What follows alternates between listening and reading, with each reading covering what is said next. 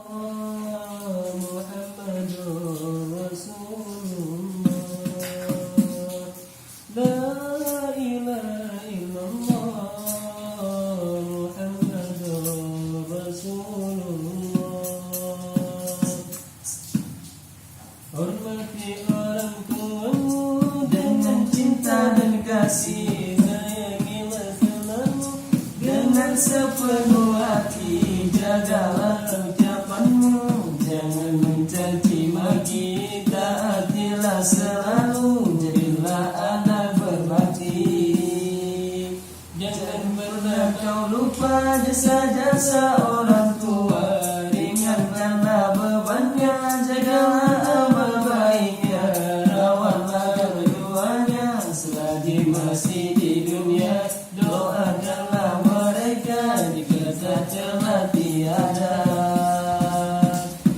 Allahumma ighfir lana dzunubana wa dzunuba walidayya